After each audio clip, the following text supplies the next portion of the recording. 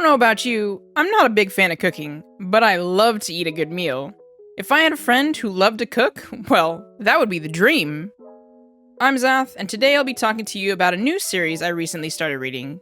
She Loves to Cook and She Loves to Eat, by Sakaomi Yuzaki.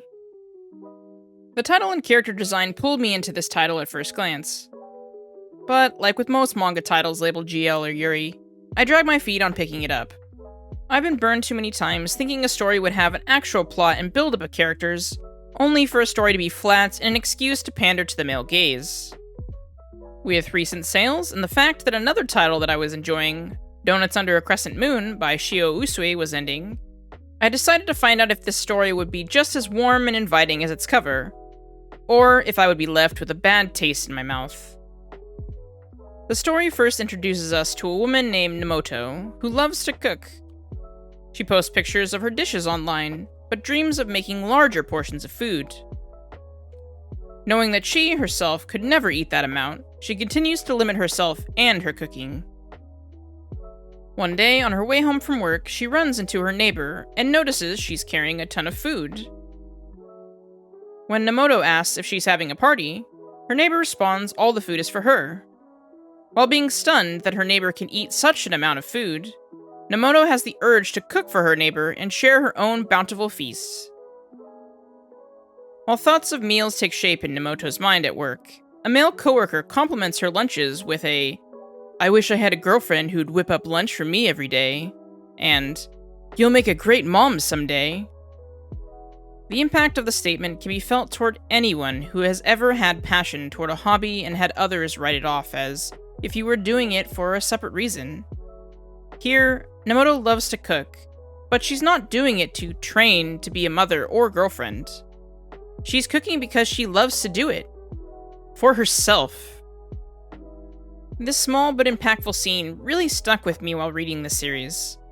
Society in general always wants to limit people, especially women, into certain categories. You must wear your hair like this or that because you're going on a date. You must like to cook because you want to make food for your husband someday. That additional pressure and annoyance of people not understanding or assuming why we take interest in something can be exhausting. For Nomoto to blow off steam, she decides to make a large, delicious dish, and since she can't eat it all, she decides to share it with her neighbor, Kazuga. For Nomoto, the experience reminds her of why she loves to cook so much food. To share with people who would enjoy it. That is a sentiment we all share, regardless of hobbies. When we create something, we do want to share it, at least with one other person, and see them enjoy it. The two women become friends and start spending more time together. They share tips on where to shop for the cheapest produce, cooking together. Kazuga even offers Nomoto money for all the extra food she's buying. Their relationship feels natural and progressive as it moves forward. I will spoil this first volume in the event you're looking for a GL romance. You won't find it in this first volume. While their relationship with one another grows, it never crosses that particular threshold. However, that's not to say we won't see their relationship develop more down the road in future volumes. The character design manages to show just how diverse and different both these women are.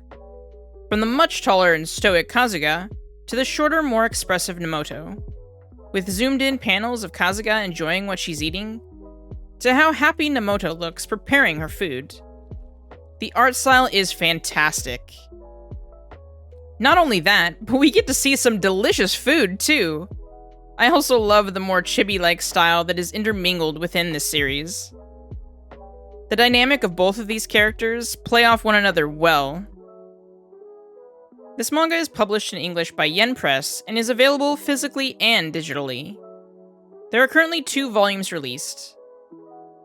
There are 3 volumes out in Japan, so hopefully we'll see a 3rd volume as well sometime this year. This series gets a solid 4 out of 5 stars from me. Wholesome, fulfilling content that I think anyone can sit down and enjoy. Thank you for taking the time out of your day to watch this video. If you're currently reading this series, let me know what you think in the comments below. What do you like about the series? I'll see you all in the next video. I'm Zath. Have a good day.